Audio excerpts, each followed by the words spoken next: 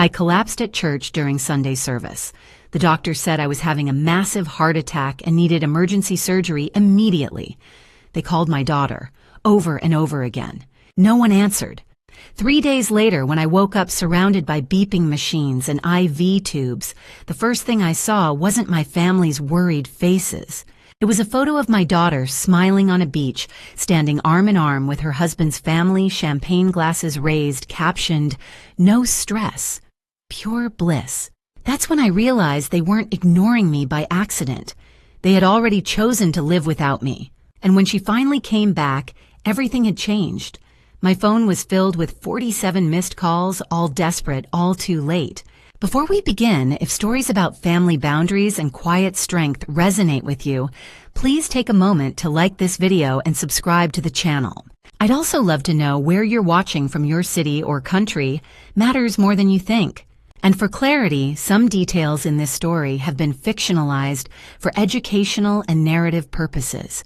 Any similarity to real individuals or situations is coincidental, while the message is meant to be reflective and meaningful. The morning sun filtered through the stained glass windows of Grace Community Church, casting colored patterns across the wooden pews. I'd been coming here for 30 years, first with Philip, then alone. That Sunday morning in late July, I sat in my usual spot, third row on the right, with Geneva beside me. Pastor Kendall was midway through his sermon when I felt it. A tightness in my chest, like someone had wrapped a band around my ribs and was slowly pulling. I shifted in my seat, trying to ignore it. Just tension, I told myself. Stress. Nothing more. The organist struck the opening chords of "How Great Thou Art," and the congregation rose to sing. I stood with them, but the tightness had become pressure, heavy and insistent, spreading across my chest. My left arm tingled. Geneva glanced at me. "Sylvia, you look pale." "I'm fine," I whispered. I wasn't fine. The pressure became pain, real pain that made my breath catch and my vision narrow. I reached for the pew to sit down, but my legs wouldn't cooperate. My hymnal hit the floor. "Sylvia." The stained glass windows spun together, blues and golds and reds blurring into one. Then my knees buckled. What happened next came in fragments. Geneva's face above mine, lips moving in prayer. Pastor Kendall's urgent voice calling for help. The rough carpet against my cheek, hands lifting me. The crushing weight in my chest that wouldn't stop. The sirens came quickly. Paramedics materialized with their equipment, asking questions I couldn't fully answer. They put an oxygen mask over my face, started an IV. Everything happened fast yet slow, like a dream I couldn't wake from. I heard Pastor Kendall somewhere nearby. "I'm trying to reach her daughter. It's going straight to voicemail." "Claudia." Where was she? Why wasn't she answering? The ambulance ride, blurred sirens, wailing equipment, rattling a paramedic telling me to stay with him, to keep my eyes open. The darkness at the edges of my vision kept creeping closer. At the hospital, everything accelerated. Bright lights overhead, hallways flashing past, voices calling out medical terms I didn't understand. "Mrs. Palmer, you're having a heart attack," a doctor said, leaning into my field of vision. "We need to get you into surgery immediately." Heart attack. The words felt distant, like he was talking about someone else. "My daughter," I managed. "We're trying to reach your family," a nurse said gently. But where was Claudia? Then I heard a voice I recognized, breathless and panicked. "Sylvia, I'm here." Sierra. Not my daughter, but the young woman I'd taught 15 years ago. She appeared beside the gurney, face pale but determined. "I'm her emergency contact," she told the nurse without hesitation. It wasn't true, but no one questioned it. "What do you need me to sign?" The nurse handed her papers. Sierra's hand shook as she wrote, but her voice stayed steady. "You're going to be okay. I'm not going anywhere." They wheeled me toward the operating room. Sierra walked alongside, holding my hand through the railing. "Claudia," I whispered. Something sad and angry flickered across Sierra's face. "Don't worry about that now. Just focus on getting through this." The operating room doors swung open. Sierra had to let go. The last thing I saw was her face in the small window, watching me disappear into that bright, sterile space. The last thing I thought as anesthesia pulled me under was a question that would haunt me. Where was my daughter? The surgery took 6 hours. I wouldn't know that until much later. I wouldn't know that the hospital had called Claudia's number 47 times over the next 3 days. I wouldn't know that Sierra slept in an ICU chair refusing to leave. All I knew was darkness, and then nothing at all. When I opened my eyes again, 3 days had passed. The first face I saw wasn't the one I expected. The beeping was the first thing I heard. Steady, rhythmic, mechanical. Then I felt the tube in my throat, not painful, exactly, just wrong, foreign. My chest ached with every shallow breath. I tried to open my eyes, but my eyelids felt weighted like someone had sewn tiny stones into them. When I finally managed to force them open, the world came into focus slowly. White ceiling tiles, fluorescent lights humming overhead, the sharp antiseptic smell of a hospital. Machines surrounding me, their screens glowing with numbers and wavy lines I didn't understand. And Sierra slumped in a chair beside my bed, her head tilted at an uncomfortable angle, dark circles under her closed eyes. Sierra, not Claudia. I must have made a sound, a whimper maybe, or a gasp, because Sierra's eyes flew open. For a moment she looked disoriented, like she'd forgotten where she was. Then her gaze locked on mine and her whole face transformed. "You're awake." She was on her feet, instantly reaching for my hand. "Oh, thank God, you're awake." I tried to speak, but my throat was too dry, the words catching somewhere between my chest and my mouth. Sierra saw me struggling and pressed the call button. "Don't try to talk yet," she said gently. "Let me get the nurse." A woman in scrubs appeared within moments, young, with kind eyes, and her hair pulled back in a neat bun. Her name tag read Kimberly. "Well, hello there, Mrs. Palmer." She said, her voice warm despite the clinical efficiency of her movements. She checked the machines, adjusted something on my IV, shone a light in my eyes. "Welcome back. You gave us quite a scare." She removed the breathing tube carefully, and I coughed, my throat raw. Someone Sierra held a cup of water with a straw to my lips. The water was the best thing I'd ever tasted. "What?" My voice came out as a croak. "What happened?" "You had a heart attack, dear." Nurse Kimberly said, her tone matter-of-fact but not unkind. "At church Sunday morning. They brought you in for emergency surgery. You've been unconscious for 3 days. 3 days. The number felt impossible, like a gap in time I'd never get back. "Your heart is stable now," she continued, making notes on a tablet. "Dr. Lawson will be in shortly to explain everything, but the surgery was successful. You're going to be okay." The relief should have overwhelmed me, but all I could think about was the empty chair on the other side of my bed, the chair where my daughter should have been sitting. My daughter.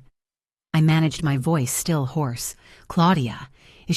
Where is she?" Something shifted in Nurse Kimberly's expression. Her professional warmth dimmed slightly, replaced by something that looked like sympathy. Or maybe pity. "We tried calling your family many, many times, dear," she said carefully. "Left messages. Called repeatedly over 3 days." The words landed like stones in my chest. Sierra squeezed my hand. "The hospital called," she said quietly. "A lot. No one answered. But they must have gotten the messages." I heard myself say, even as a cold feeling spread through my stomach, "Their phones must have been off, or maybe there was an emergency. I'm sure they had their reasons," Sierra said, but there was something in her voice I couldn't quite identify. Something sad and angry all at once. Before I could ask more, the door opened and a man in a white coat entered. Dr. Lawson, according to his name tag, probably in his 50s, with wire-rimmed glasses and a reassuring presence. "Mrs. Palmer, glad to see you awake." He pulled up a stool and sat down at eye level, a gesture I appreciated. "Let's talk about what happened and what comes next." The next 10 minutes passed in a blur of medical terminology. Myocardial infarction, coronary artery blockage, stent placement, lifestyle modifications, cardiac rehabilitation. The words washed over me, important but somehow distant. All I could think about was, where was Claudia? "Your prognosis is good," Dr. Lawson said, standing. "You'll need to take it easy, follow the medication regimen, make some changes to diet and activity. But with proper care, you should have many good years ahead of you." "Thank you," I whispered. After he left, the room fell quiet except for the persistent beeping of the monitors.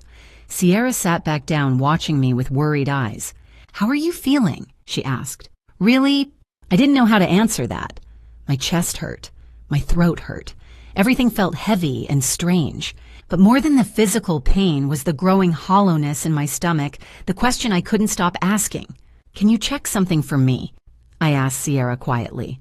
"Can you check if Claudia knows I'm here?" Sierra's jaw tightened. She reached for her phone, unlocked it, and started scrolling. I watched her face, searching for reassurance, for some explanation that would make this all make sense. Her finger stopped scrolling. She stared at the screen for a long moment, her expression shifting from confusion to something harder, something that looked like anger. She looked up at me, and I saw something in her eyes I couldn't quite name. Pity, anger, both. "Sylvia," she said softly, holding out the phone toward me. "I think you need to see this. I don't use social media much. Never saw the point. Philip used to tease me about it, said I was stuck in the 20th century. I'd always preferred real conversations, actual phone calls. The idea of broadcasting your life to strangers felt strange to me. But Sierra's phone screen glowed between us now, and there was my daughter's face, smiling. I had to squint to make sense of what I was seeing. The interface was unfamiliar, all those little icons and hearts and numbers I didn't understand. But the photos were clear enough. Claudia stood on a beach, arms around Simon, her husband, and Luke, my 7-year-old grandson. Crystal blue water stretched out behind them. All three wore sunglasses and broad smiles. Luke held up a plastic shovel, his grin gap-toothed and proud. The sun caught the highlights in Claudia's hair, making her look golden, carefree. The caption beneath read, "Much needed getaway with my loves." I stared at those words. Much needed getaway, my loves. "When was this posted?" My voice came out flat. Sierra's finger pointed to the timestamp. "Monday morning, the day after you collapsed. 18 hours. They'd posted this 18 hours after I'd fallen in church, after the ambulance had rushed me to emergency surgery. "Scroll down," I heard myself say. Sierra hesitated, then moved to the next post. Luke, this time, crouched beside an elaborate sandcastle, his small hands patting wet sand into towers.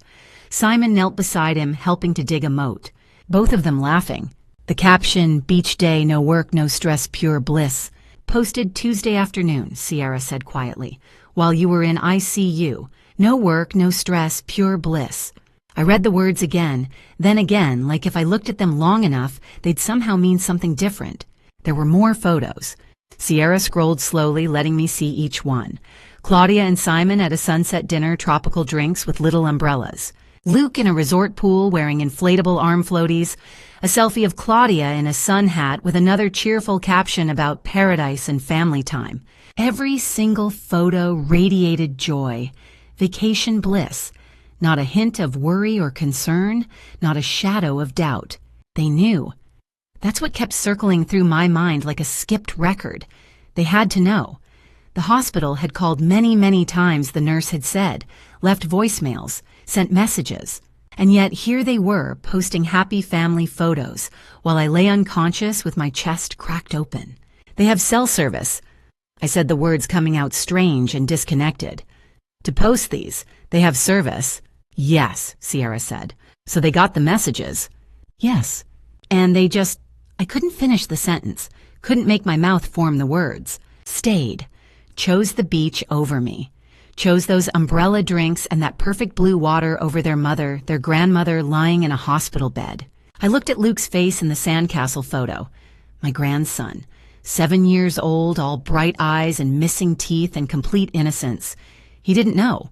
Of course he didn't. He was a child building castles, splashing in pools, having the vacation of his life. How could he know that back home his grandmother had nearly died? But Claudia knew. Simon knew. Sierra was watching me, her jaw tight with anger on my behalf. I can't believe she would... I held up my hand. I needed a moment, needed to breathe through the crushing feeling in my chest, and this time it had nothing to do with my heart. I went back to that second post, read the caption one more time. "No work, no stress, pure bliss." The realization settled over me slowly, heavy as a wet blanket. I was the stress. I was the thing they'd needed a vacation from. That's why they'd gone in the first place, wasn't it? Not to celebrate something special, just to get away from me.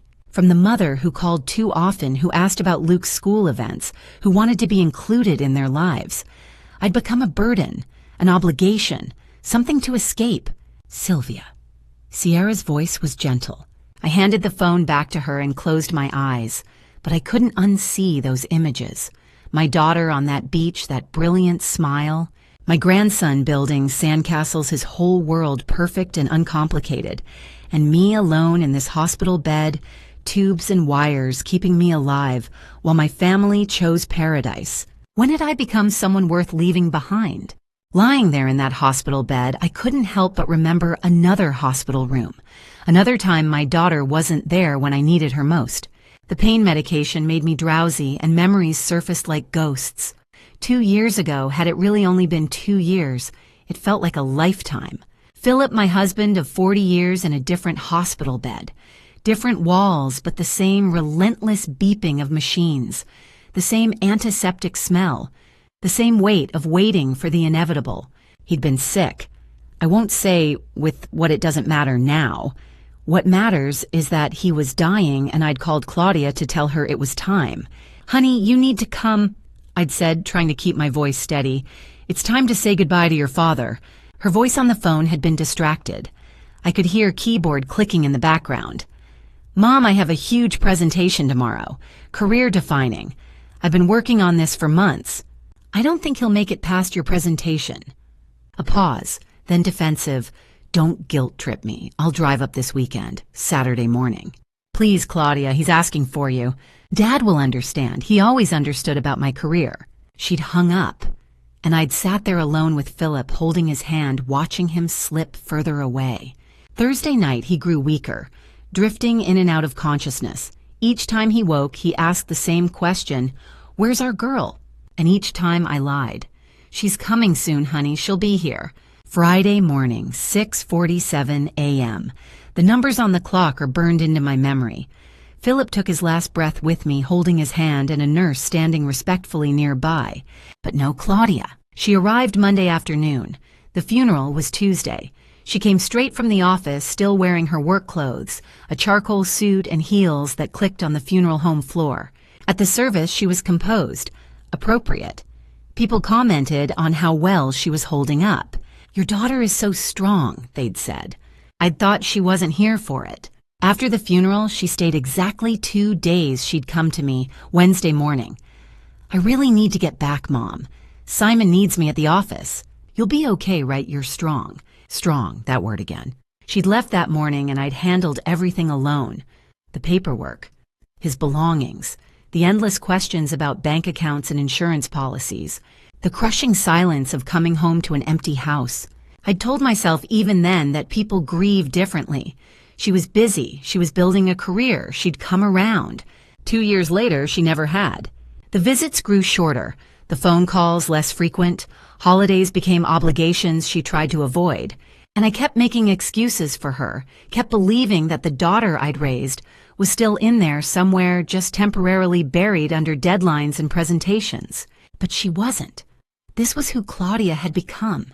Maybe this was who she'd always been, and I'd just refused to see it. The nurse came in, then pulling me back to the present. Her name tag said Kimberly, the same kind one from earlier. She adjusted my IV, checked the monitors. "How's the pain?" she asked. "Manageable." I said, though, I wasn't sure which pain she meant. The physical one in my chest or the older, deeper one that had been there for years. After she left, I lay there staring at the ceiling tiles, connecting the dots I'd refused to see before. 2 years ago, Claudia had chosen a presentation over her father's deathbed.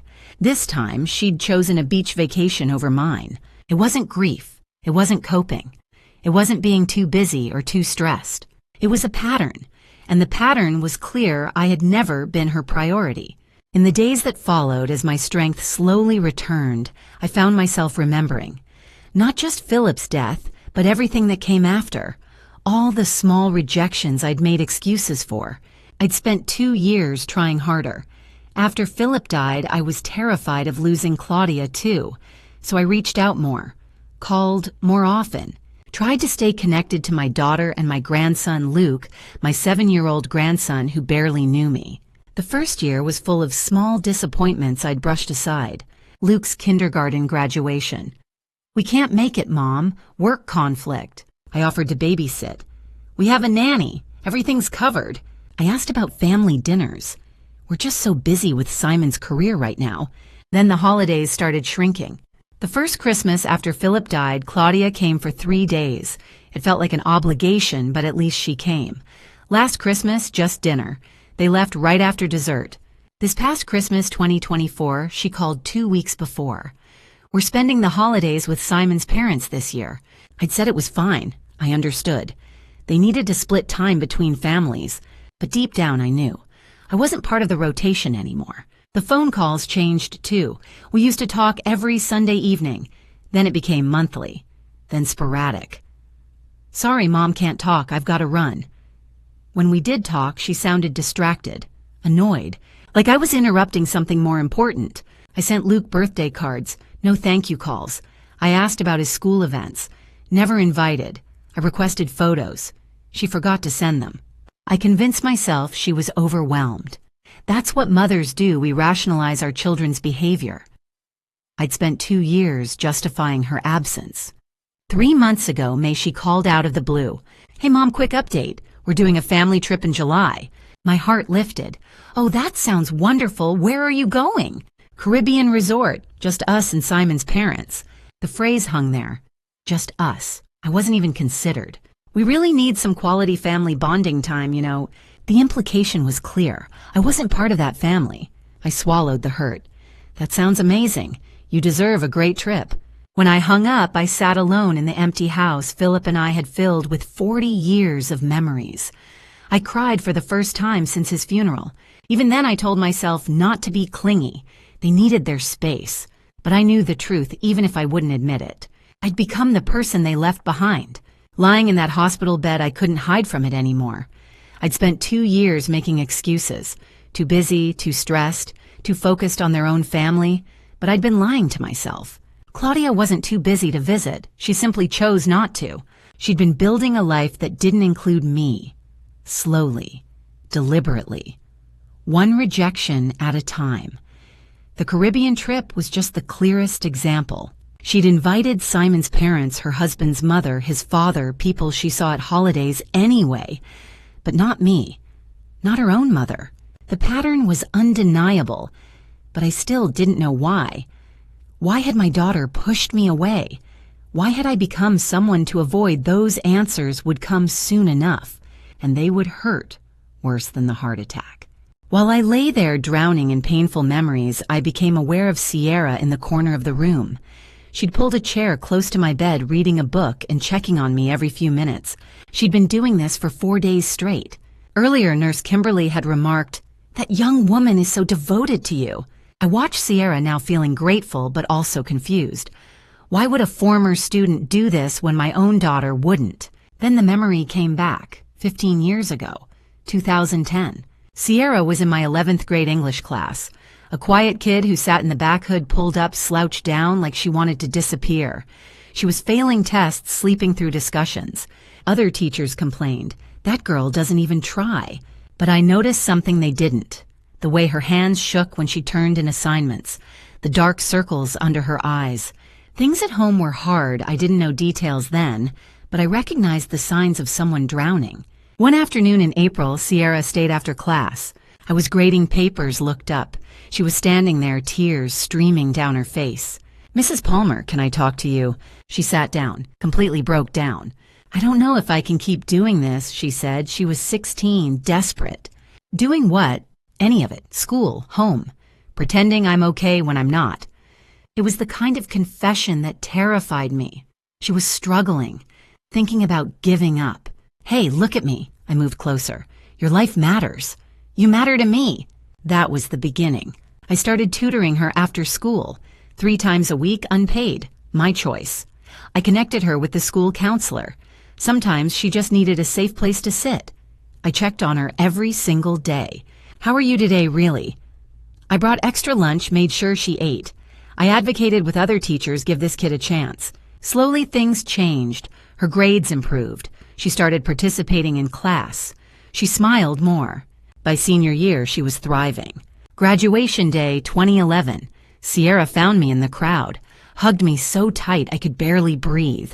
"You saved my life, Mrs. Palmer. Literally, I will never forget that." We stayed in touch. She updated me through college, got her degree in social work. Because of you, she said. Now she helped struggling teens. Paying it forward. She still called me every month. Visited on holidays. When Philip died, she came to the funeral, held my hand through the entire service. And now here she was, sleeping in an ICU chair, refusing to leave, while my daughter posted beach photos. I'd told Sierra 15 years ago that her life mattered. Now she was showing me that mine did too. My daughter, the child I'd raised, loved, sacrificed for, she was sipping tropical drinks. And Sierra, who owed me nothing, she hadn't left my side for a second. Day 4, late afternoon. Geneva set the flower arrangement on the bedside table and sat down carefully, like she had something heavy on her mind. "These are from the church community," she said. "Everyone's been praying, asking about you." "That's kind of them." "Pastor Kendall sends his regards. He'll visit tomorrow." Geneva fidgeted with her purse strap, clearly anxious. I recognized that look. "What is it, Geneva?" She hesitated. Then, "There's something I need to tell you. I've been debating whether I should—" A pause, then she exhaled. "Sylvia, your daughter called me last week." I blinked. "Claudia called you. They barely knew each other." "Yes, out of the blue. We hadn't talked in months, years maybe." "What did she want?" Geneva shifted uncomfortably. "At first she was friendly, asked about church, how I was doing. Then the questions started getting strange. Strange how, she asked, how does my mom seem to you lately, Geneva?" I didn't understand. "What do you mean?" "Does she seem sharp mentally? I felt Sierra's presence in the corner. She'd stopped reading. Geneva continued. "I told her, of course you were sharp. You're as mentally clear as anyone I know." "What did she say?" She kept pushing. "No memory issues, forgetting things." Repeating stories, seeming confused about dates or events. I got defensive. I said, "Absolutely not. Your mother is fine." Geneva's voice dropped. She said, okay. I'm just worried about her living alone at her age." "Has she mentioned feeling unsafe, any incidents?" "I told her you were perfectly capable." Then she said, "Right. Well, don't mention I called. I don't want to worry her." And she hung up. Geneva looked at me. I thought it was odd, but I let it go. "But then you had the heart attack and she didn't come." And I started thinking about those questions. The room felt colder. It felt like she was trying to, build a case. Build a case.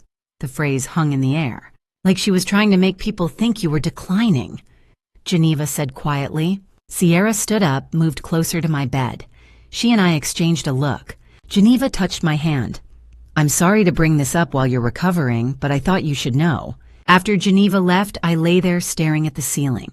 My daughter hadn't just ignored my emergency. She'd been calling people, asking if I seemed incompetent. The question was why. I wanted to believe Geneva was reading too much into it, that Claudia was simply concerned.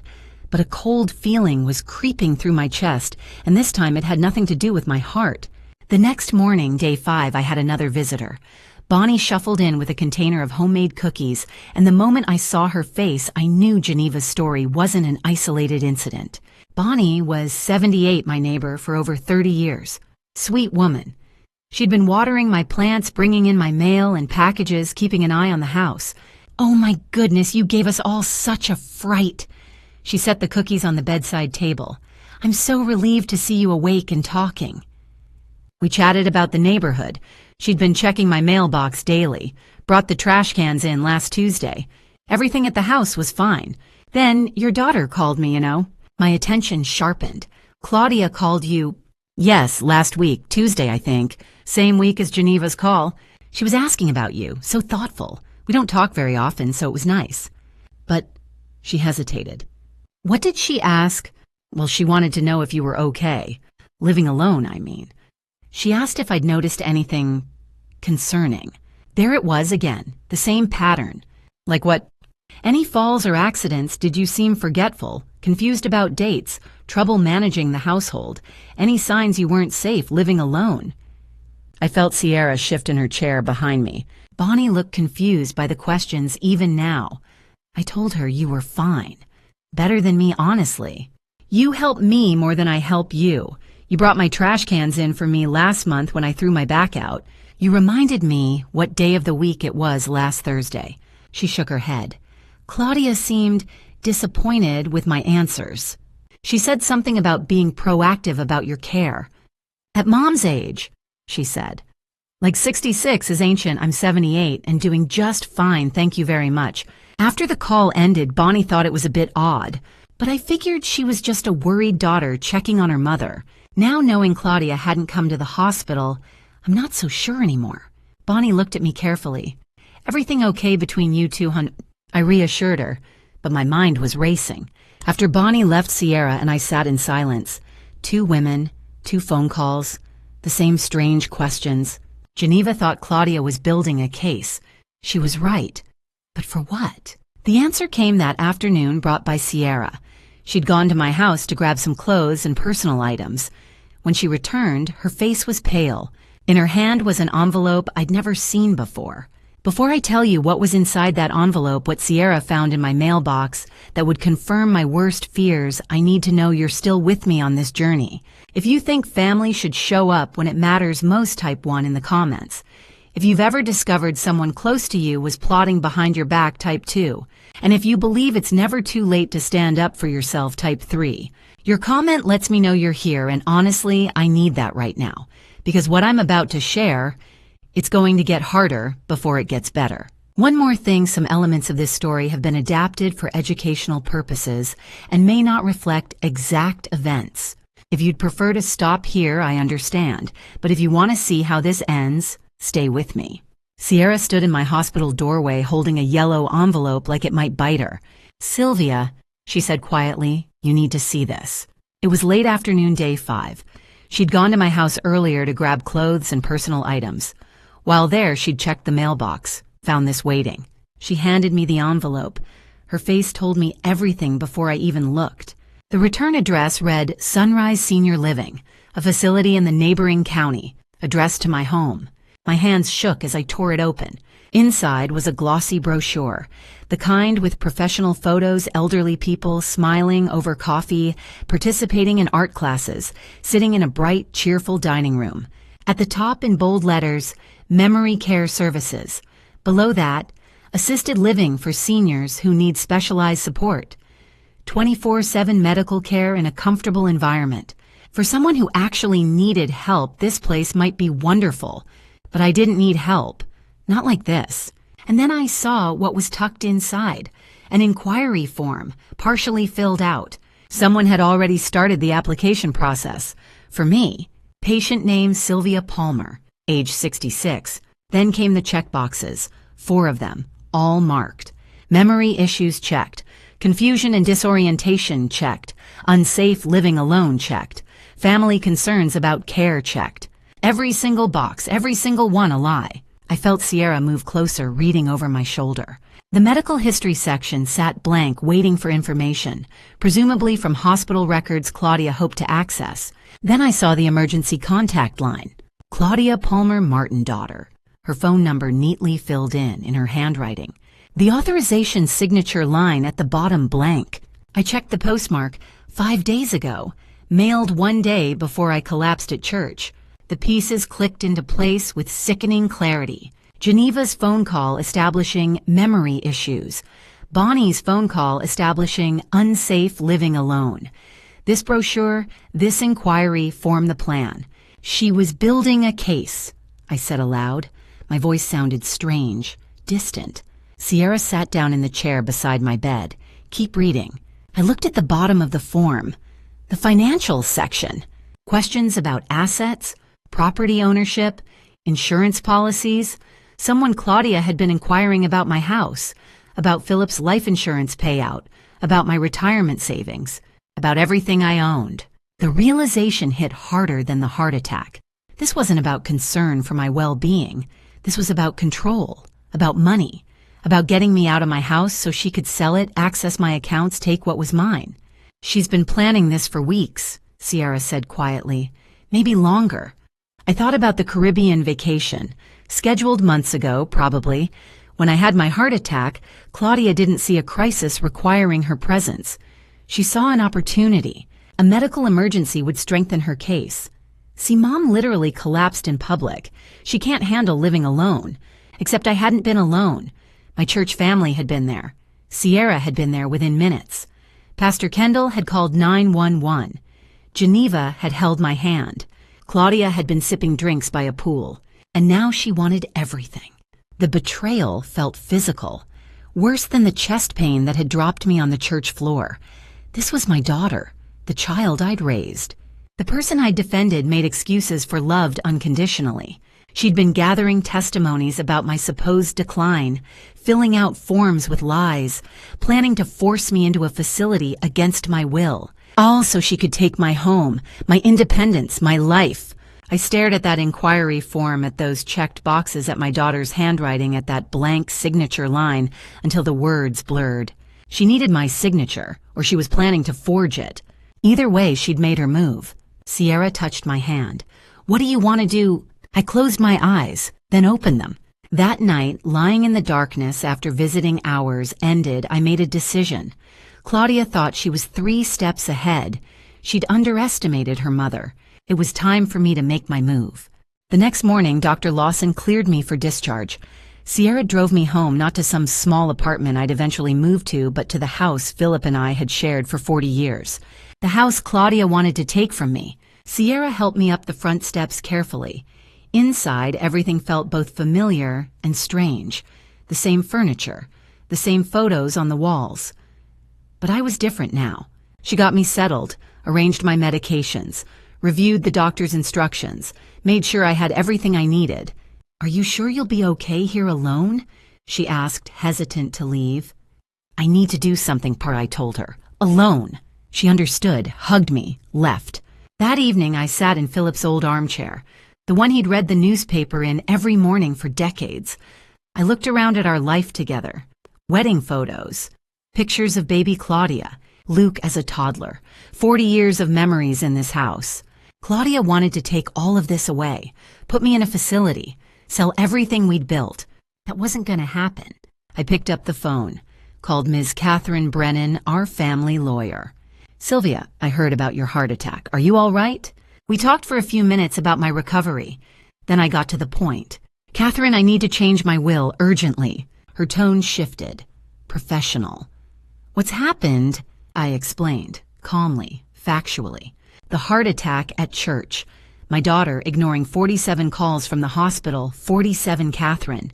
She was on vacation, posting on social media the entire time. Then I found the nursing home inquiry, the phone calls to my friends trying to build a case that I was declining. Ms. Brennan listened, silent. When I finished, she said quietly, "I'm not surprised. Unfortunately, I've seen this before. Adult children sometimes." She paused.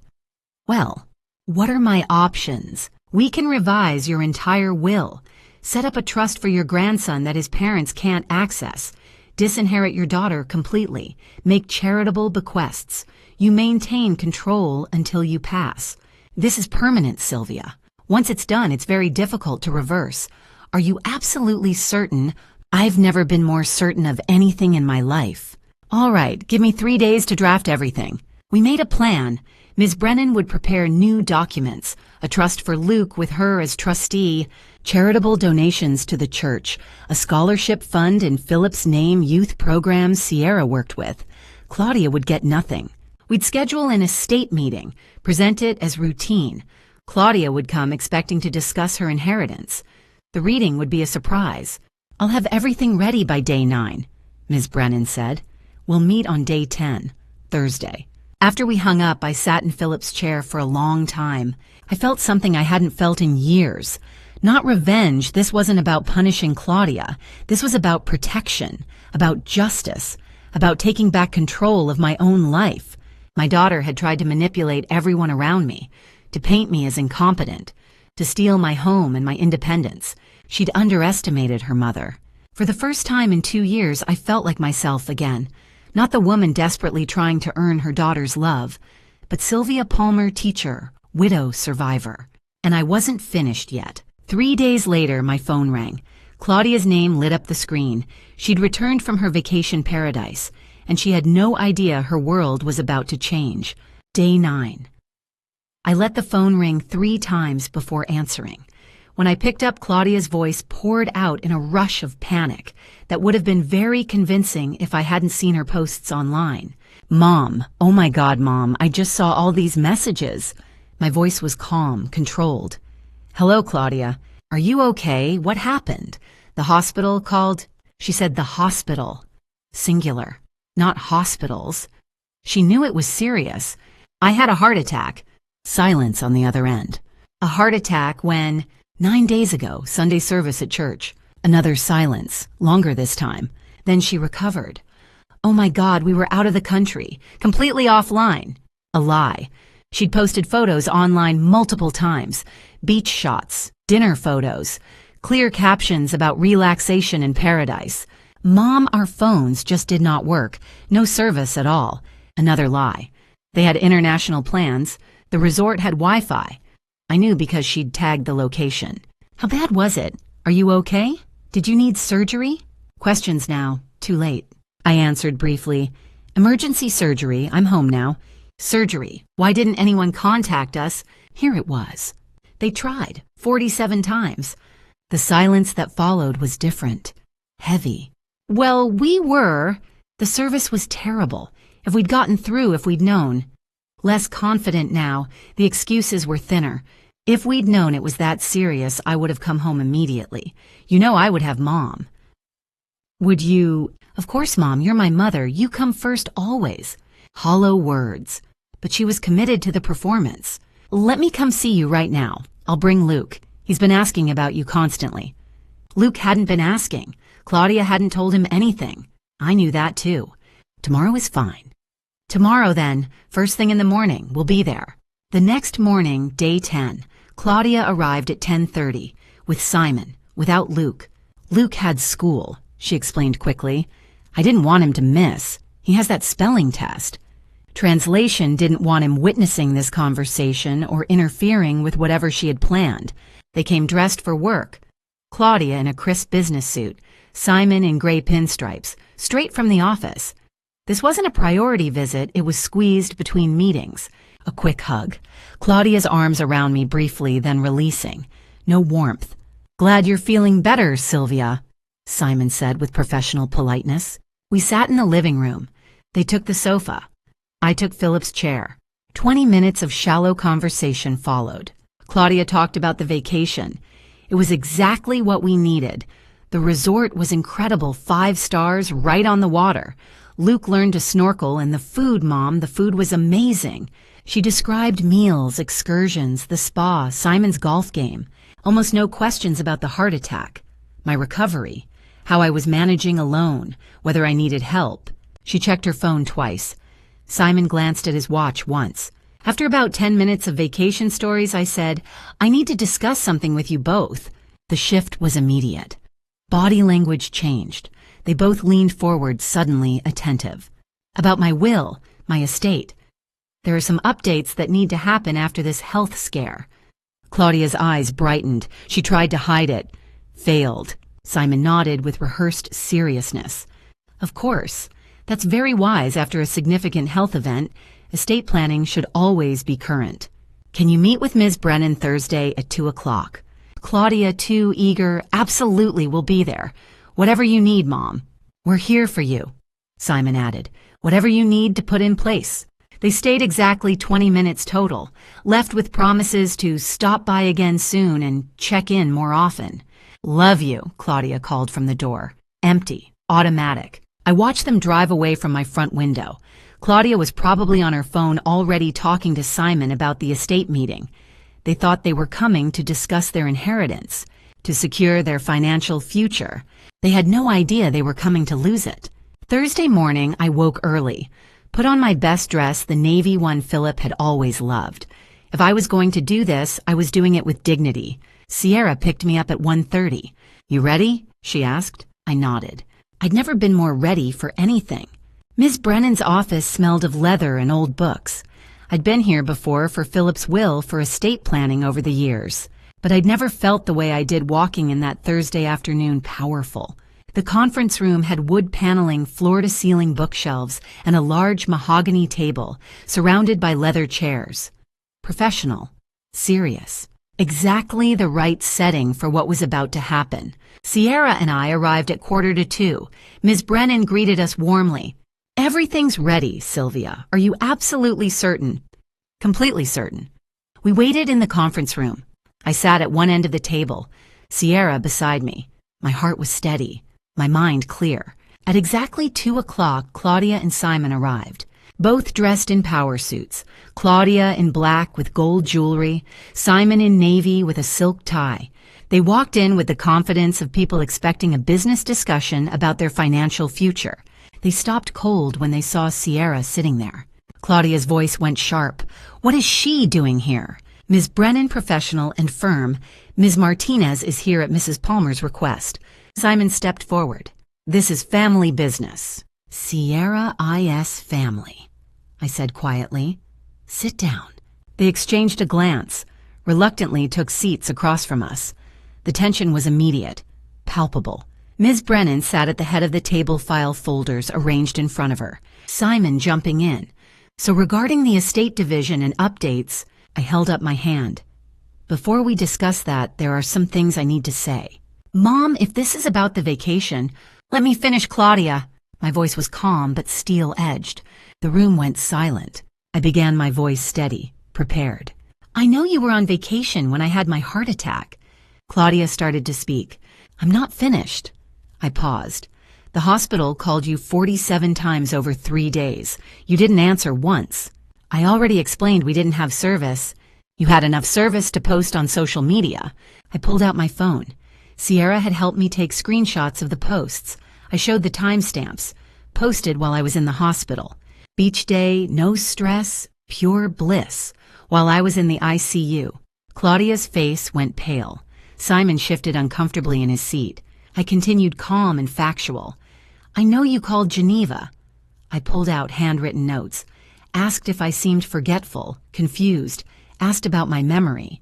"I know you called Bonnie. Same questions. Concerns about my safety. Whether I could manage living alone." Claudia tried to interrupt. "I was worried about you living by yourself." "No, you were building a case." Silence. I reached into my bag, pulled out the yellow envelope, slid the Sunrise Senior Living brochure across the table. "I know about this." Claudia stared at the brochure like it had fallen from the sky. Simon's jaw clenched. The room was so quiet I could hear the clock ticking on the wall. Ms. Brennan sat perfectly still, watching. Sierra's hand found mine under the table, squeezed once. I opened the brochure, showed them the inquiry form, the checkboxes marked with lies, my name, my age, the emergency contact line with Claudia's information in her handwriting, memory issues, confusion, unsafe living alone, all checked, all lies. "Mom, that's not..." "I found this in my mailbox 5 days before the heart attack, Claudia. Mailed from this facility with an inquiry you'd started, with questions about my assets, my home, my insurance." Simon cleared his throat, started to say something professional, calculated. I cut him off. "You made phone calls trying to convince my friends I was declining. You had brochures sent to my house about memory care facilities. You posted photos online of your vacation while I was in surgery. And when you finally came to see me exactly 20 minutes, by the way, you barely asked about my health, but your eyes lit up the moment I mentioned my estate." Claudia's mouth opened, closed. No words came out. I saw the color drain from my daughter's face, watched her scramble for explanations, but I wasn't interested in her excuses anymore. The truth was laid out on that table in glossy photos and checked boxes, in timestamps and phone records and handwritten notes. Now it was time for the consequences. Claudia was the first to find her voice. It came out defensive, sharp, the tone of someone caught lying. "You're misunderstanding." "Then explain it to me," I said, steel beneath calm. She scrambled. "We were genuinely worried. You're living alone at your age. I'm 66, not 96. After Dad died, we thought you might need support." "Support or control?" Simon intervened, his lawyer voice sliding into place. "Mrs. Palmer, you have to understand, we have demanding careers." I turned to him. "So demanding you couldn't answer a phone call when I was dying." That's not fair. Fair. Let me tell you about fair. I turned back to Claudia. Your father's funeral. You stayed 2 days. 2 days to mourn the man who raised you. Claudia defensive. I had obligations, responsibilities. Yes, but never to me. I listed the pattern, calmly, factually. Luke's kindergarten graduation didn't attend. Holidays visits shrinking year by year. Phone calls shorter, more annoyed. Last Christmas, Simon's parents were chosen over me. Claudia's tears started. A manipulation attempt. Mom, you're making this sound worse than it is. Am I pointed to Sierra. This woman, a former student, sat by my hospital bed for 5 days. She held my hand before surgery. She slept in an ICU chair. She was there while my own daughter was posting vacation photos. The contrast was stark, undeniable. Claudia was crying now. I'm sorry. Okay, I made a mistake. A mistake is forgetting a birthday. This was a choice. Many choices. Every day you chose not to answer the phone. I read from my phone the caption from her post. No stress, no drama. That's what you wrote. I was the stress you needed a vacation from. Simon stood up. This is ridiculous. We came here to discuss estate planning. Yes, I said. Let's discuss that. I looked at Ms. Brennan. Catherine. Ms. Brennan opened the leather file, her tone formal. We are here for the reading of the revised last will and testament of Sylvia Palmer. Claudia and Simon sat up straighter. Despite everything, they were focused now. This was about money. Ms. Brennan began reading the formal legal language. Then she reached the bequests section. To my beloved grandson, Luke Palmer. A trust fund valued at $100,000, designated for educational expenses, only to be managed by Catherine Brennan as trustee, with no parental access until the beneficiary reaches age 18. Claudia started to smile. At least Luke got something and they could control it. Ms. Brennan continued, the funds shall be used exclusively for tuition books and related educational costs. Parents shall have no access, no oversight, and no authority over disbursement decisions until Luke Palmer reaches legal adulthood. Claudia's smile froze. What? Simon said. The trust is protected, Ms. Brennan said. Parents have no access. But Luke is 7, that's 11 years. Exactly, I said. 11 years, you can't touch it. Claudia was doing math in her head. I could see it. $100,000 for Luke, but the estate was worth much more. Her eyes went back to Ms. Brennan's file folders. What about the rest? She asked, her voice thin. Ms. Brennan looked down at the will again. There's more, she said quietly. And I watched my daughter's face as she realized this was only the beginning. Ms. Brennan turned the page slowly, deliberately. She'd done this before, delivered difficult news with professional calm, but I could see a flicker of satisfaction in her eyes. She'd seen families like mine, and she approved of what I'd done. To Sierra Martinez, $50,000 in gratitude for demonstrating the true meaning of family. The room erupted. Claudia jerked upright. Simon leaned forward. Sierra was shocked. Sylvia, I can't... I reached over, took her hand. You deserve it, for being there. Claudia's face, confusion shifting to anger. I could see her calculating. $100,000 to Luke they couldn't touch. $50,000 to a stranger. $150,000 gone. And the rest, Simon demanded. Ms. Brennan continued. To the following charitable organizations. She began listing. Grace Community Church, $100,000. The Philip Palmer Memorial Scholarship Fund, $80,000. County Youth Advocacy Program, $40,000. Claudia was doing math, her face darkening. $220,000 to charities. Total so far $370,000 to everyone else. Simon's voice was tight.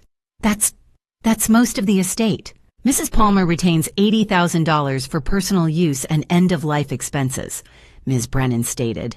Claudia shot to her feet. The chair scraped against the floor. This is insane. You can't do this. Ms. Brennan, cold and professional, I assure you Mrs. Palmer is well within her legal rights. She's clearly not thinking straight. She just had a heart attack. Ms. Brennan pulled out a document. Dr. Lawson performed a comprehensive mental evaluation last week. Cognitive testing, mental status examination, all passed with flying colors. She pushed a copy across the table. Official medical letterhead. Mrs. Palmer is of sound mind. This will is ironclad. Simon's lawyer instincts kicked in. We'll contest this. There's undue influence from her. He pointed at Sierra. Go ahead and try, Ms. Brennan said coolly. You'll lose and spend thousands in legal fees. This will was carefully drafted, properly witnessed, and Mrs. Palmer's capacity has been documented in writing. Claudia's voice went shrill. All this over one vacation. You're punishing us for one mistake. I stood now, with dignity, with power. One vacation, number A funeral where you stayed 2 days. Number A heart attack, you ignored number. My voice was steel, but I wasn't shouting. This is about 35 years of being made to feel invisible. 35 years of standing behind your career, your social life, your in-laws. 35 years of excuses and empty promises. We gave you everything, we included you in everything. When? I asked quietly. When did you include me? Not at Christmas, not at Luke's events, not in your family vacations. You wanted my money without giving me your time. My final line, calm and absolute, now you have neither. Claudia grabbed her purse, furious. Simon followed his face tight with rage. At the door, Claudia turned. You'll regret this when you're old, alone, and need us. I've been alone, Claudia, I said softly, steadily. I've been alone for years. The difference is, now I'm choosing it. The door slammed behind them. The silence that followed was clean, like air after a storm. Sierra was crying quietly. Miss Brennan was gathering papers. And I stood there at 66, feeling free for the first time in decades. After they left, Ms. Brennan asked if I was all right. I nodded. I was more than all right. But I knew this wasn't really over. The hard part wasn't cutting them off. It was living with that choice. In the days following the confrontation, my phone rang constantly. Never Luke. Claudia made sure of that. But Claudia herself trying every tactic she'd learned in her business career. The first call came 2 days later, crying. Mom, please, I'm really sorry. I made terrible mistakes. Can we talk in person? I'll explain everything. My voice was firm but not cruel. Actions have consequences, Claudia. Are you really going to throw away 35 years over this? You threw them away, not me. I hung up. More calls came over the following days. I ignored most, answered some. Each call a different tactic. Anger. You're being ridiculous, vindictive. Guilt. Dad would be so disappointed in you. Manipulation. Think about Luke. You're hurting your grandson. Negotiation. What if we do family therapy together? My responses stayed brief. Boundaries clear. I'm not discussing this further. Simon called too. Please reconsider. This affects Luke's future. Luke has $100,000 for college, I said. That's more than you've saved for him. That's not fair. Ignoring 47 phone calls wasn't fair either. I hung up. The boundaries held. The calls tapered off. News travels fast in a small town. Geneva told Pastor Kendall I'd given her permission. The church community learned the basics. Heart attack. Family absent. Will changed. The community response was mixed, but mostly supportive. Some felt uncomfortable. Didn't know what to say. Most were supportive. We noticed she never came to visit. One church member said, she always had reasons for everything. Another, we saw how you lit up when Sierra came.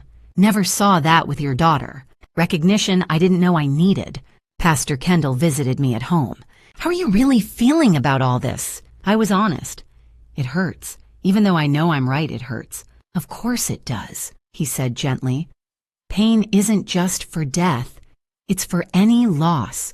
You're grieving the daughter you wished you had. I cried then, really cried. The first real tears since the confrontation. The community rallied around me, brought meals, mowed my lawn, offered companionship. Sierra visited every day, helped with my recovery exercises. Physical therapy was progressing well. My heart was healing slowly. By week 3, I made a decision. I listed the house for sale, too big, too many memories. I need a fresh start. I found a small apartment near Sierra, near the church. 1 bedroom, manageable, affordable. The moving process was healing, sorting through Philip's things, my things, learning to let go. Some items went to charity, some to Sierra, some I kept. Week 4, the house sold quickly. Good market. The money went into my estate, most already designated for charities and Luke's trust. I kept my $80,000. Moving day came. Sierra and friends from church helped. The apartment was small but cozy. It felt like home immediately. Less to clean, less to maintain, more freedom. Geneva came by with a housewarming gift. "You look lighter," she said. I realized I was. 1 month after the confrontation, I was sitting in my new apartment drinking tea when someone knocked. I opened the door. Sierra stood there holding someone's hand. Someone small. Someone I'd missed every day. Luke looked up at me with Philip's eyes, those warm brown eyes I saw every time I looked at my grandson. "Hi, Grandma," he said shyly, and my heart, which had been through so much, felt like it wanted to burst. I knelt down carefully, my heart still healing, and pulled Luke into my arms.